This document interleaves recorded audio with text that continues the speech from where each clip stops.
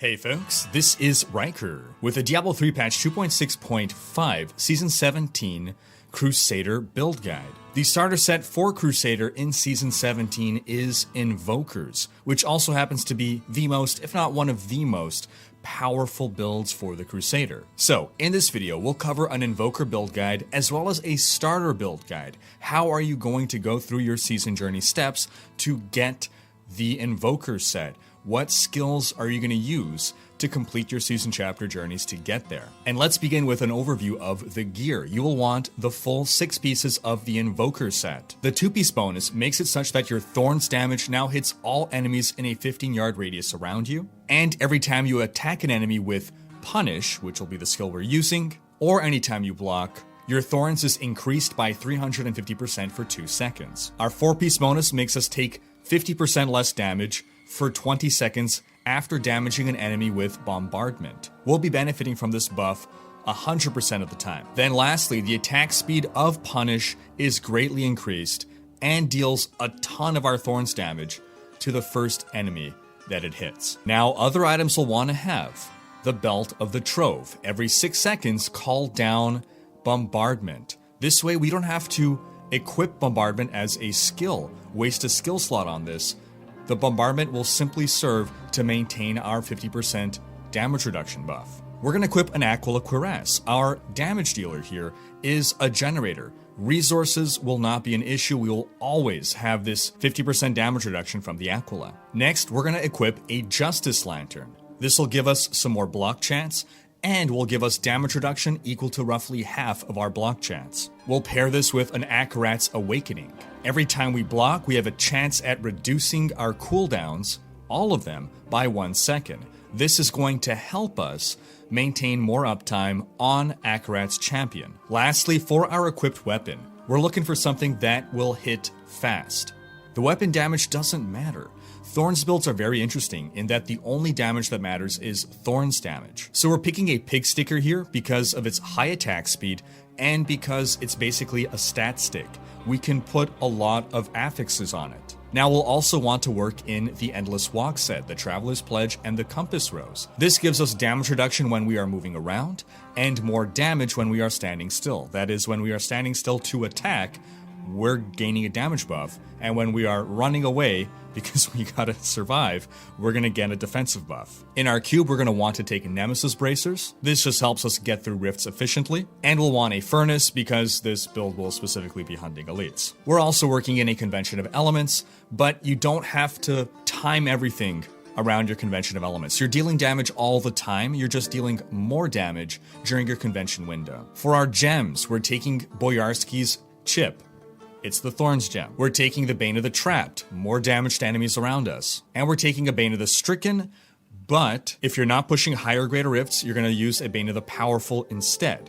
If your content is relatively fast, Bane of the Powerful will trump a Bane of the Stricken. For our regular gems, we're gonna want a cooldown gem, a Diamond in the Helm, and then diamonds all throughout for toughness. Now we'll come back to the gear and exactly what stats we want in a minute here, but first, let's take a look at the skills. We're gonna take Punish Celerity. Every time we're striking with Punish, we are dealing our Thorns damage. We also gain Hardened Senses, which increases our block chance, which combines well with our Justice Lantern and our Akarat's Awakening. And whenever we block with Hardened Senses active, we gain 15% increased attack speed. Next, we're taking Steed Charge Endurance. This is simple mobility and to help us go from elite pack to elite pack. Next, we're taking Akarat's Champion Prophet.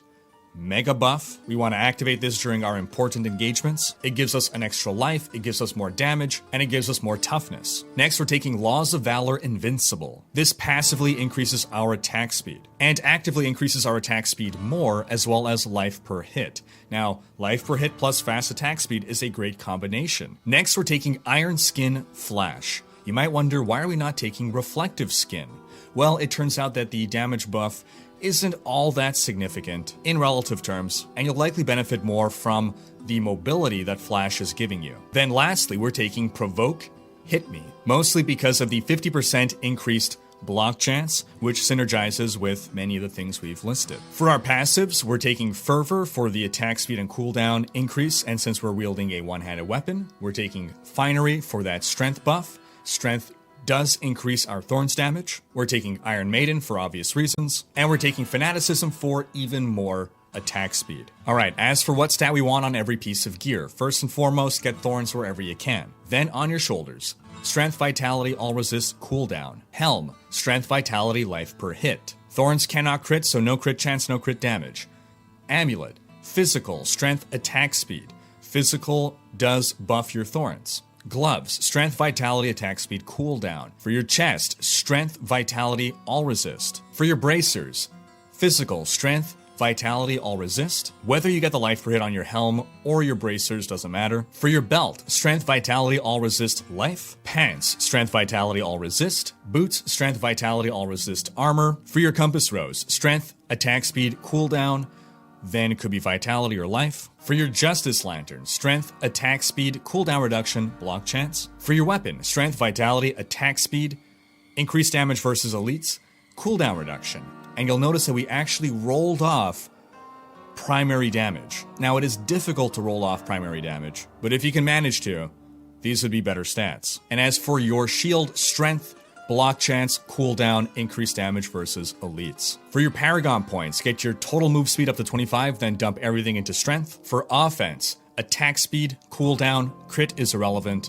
For defense, Life, All Resist, Armor, Life Regen. For utility, Life per hit, area damage, resource cost. Alright, so we've covered the Invoker build, but how do we get there? It's the start of a season. How do you go through your season journey to get the 6-piece set? Well, here is a setup that is gear independent and should allow you to progress through your season journey until you unlock your first 2 pieces of the set. For our generator, we're going with Smite Shatter. Does a good amount of area damage. For mobility, we're taking Steed Charge and we're using the Nightmare rune because without any supplementary gear, this damage is considerable. We're going to take Condemn Vacuum in order to damage as well as group enemies. We're taking Laws of Valor, Unstoppable Force to passively increase our attack speed, but more importantly, while active, it halves our resource costs. We're taking Falling Sword, Conviction. This is going to deal a good amount of damage, but it is on a 30-second cooldown. Our main damage dealer is Fist of the Heavens, Fissure. For our passives, we're taking Wrathful. This will help with Sustain. We're taking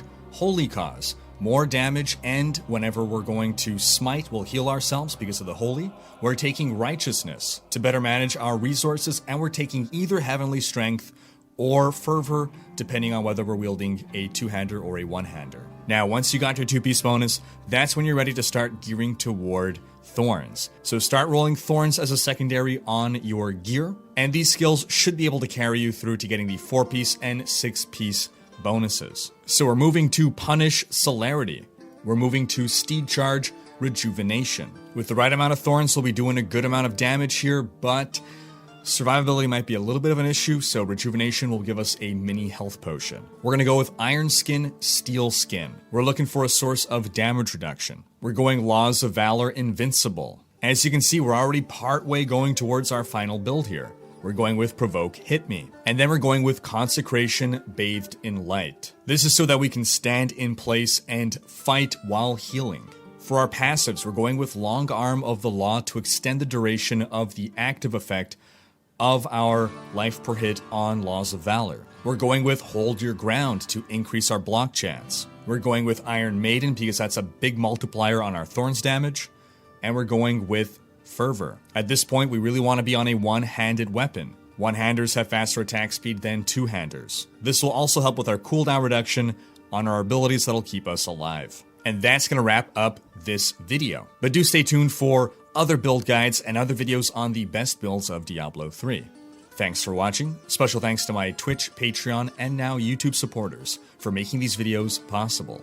If you like what you see on this channel and want to support the creation of more content, you can consider pledging on Patreon or YouTube and unlocking behind-the-scenes content. If you enjoyed this video, please share it. Check out these other videos and subscribe to join Rhykker's Raiders for more Diablo content.